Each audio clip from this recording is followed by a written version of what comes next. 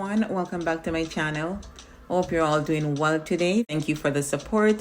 Please remember to like, share, and subscribe. So we're going to get right into the video. So Ziggy Marley, a couple days ago, he did an interview on the Africa Forum, and he disclosed he tried to book the Sea Salt Villa in St. Anne, Ocherias, and he was denied access to that villa. He has the means, of course, to pay their high tab of approximately $29,000 to $33,000. That is the cost to rent the villa, right? I believe that's for a 1-week rental. Comes with 5 bedrooms, a butler, chef, housekeeper, gardener, and a laundress. So someone to take care of your laundry and all of that. Have rules stating no outside visitors are allowed. That's their standard rule, and those rules must be followed.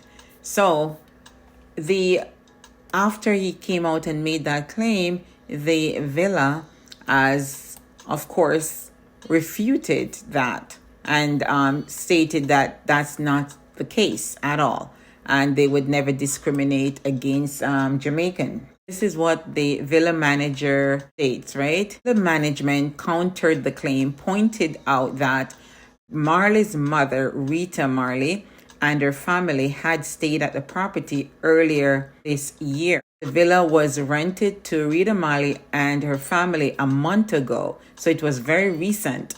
The villa manager said in a statement to online news site Darnell Mag, adding that the family had written glowing reviews about their stay at the property.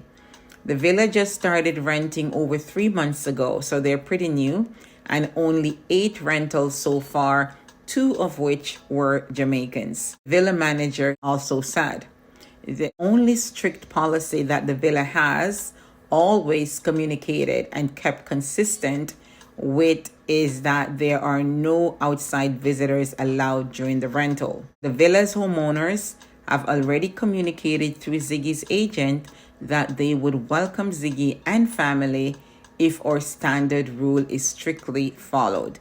The villa manager added, the issue here is only with the no outside visitor policy, right? So what if you wanted to treat family members or relatives in Jamaica to a 1-night or a 2-night stay, something like that? So they are not allowed. You cannot accommodate Jamaicans at all. I'm not getting this. So no outside visitors if they come from Jamaica. So if you rent it, can you invite your family if you're going to pay extra for them? Is that possible? Because we've booked an all-inclusive hotel in Ocherias. I'm not going to call the name. And 4 of us, me and my family, and we invited a family member over for 1 day. And the price that I was told when I called down at the front desk, they told me X price, right? And it was very high. And I'm saying that it's not an overnight stay. The person is coming in. It's okay for them to have breakfast and lunch, but no dinner. And I'm like, the price is so high for just a few hours in the resort. What if they were staying overnight? I don't get it. I went down to the front desk. All of a sudden, the price that I was given the day before changed. Almost 50% more was added on, right? And I kept asking, why was this? And, it was a little bit of a pain down at the front desk. So a few months ago, I was looking into a Jet magazine. So I was going to put this on my program, but I had it just put aside. I happened to come upon this item in the Jet magazine. This was written in the 1950s. American actress Linda Darnell, she was very upset about the way Jamaicans were treated. 1950s. So that's like 60 something years ago, and this is still going on. So let me read the article in the Jet magazine. Hurricane and Linda Darnell blast Jamaica. Jamaica is still recovering from its hurricane and Linda Darnell. The island's hurricane has been well publicized, although the effects linger on and 40,000 homeless, hungry refugees are still roaming the streets of Kingston. But Jamaica's trouble with the Texas-born movie star is less well known. It began when Miss Darnell was reported by a Dallas newspaper as a N lover for cavorting with Negro natives during the filming of Saturday Island. Actually, Miss Darnell invited 17 natives to her birthday party at a North Coast hotel. Jamaican resort hotels are not too tolerant of Negroes, and the party got indifferent service because of the mixed crowd. The angry Miss Darnell vowed vengeance, got it when the hurricane came along.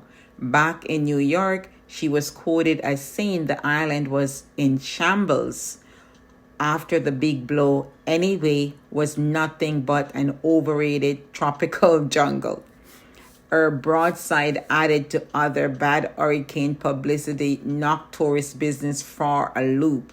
Jamaica dispatched 2 teams to the United States to deny all, but at best, tourist business still looked bad. Right? So this article was written in the Jet magazine, and I've seen it over and over in Jamaica. People denied access from the beach, and there are certain hotels that are exclusive. I hope that there are no hotels in Jamaica that will not book Jamaicans. This is not acceptable.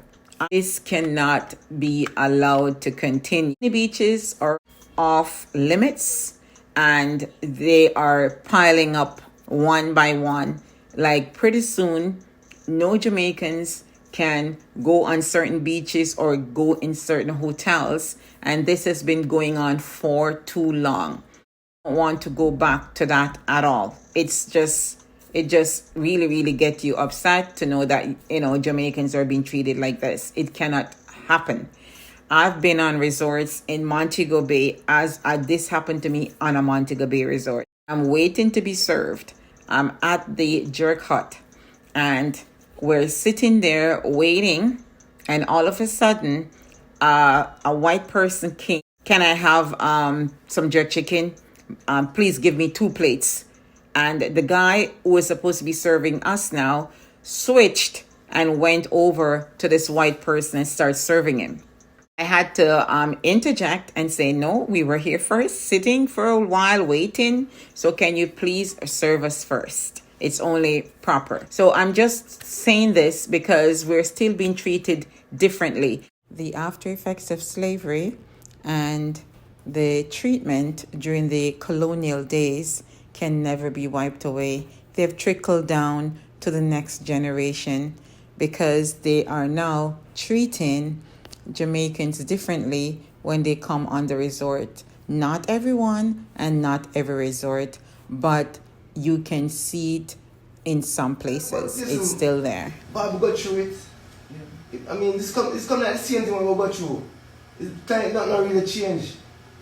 Like, you know what I say, like the same thing Rasta did face, discrimination, but no one a Rasta, Jamaican. You know what I say? So it's really strange to me, saying that this, about 2024 or whatever, so them kind of thing we have to deal with. In a Jamaica, discrimination against Jamaica. Me can't get a place because, the only reason I can't get it is because I am Jamaican. What that? And I'm still trying to come to terms What with that?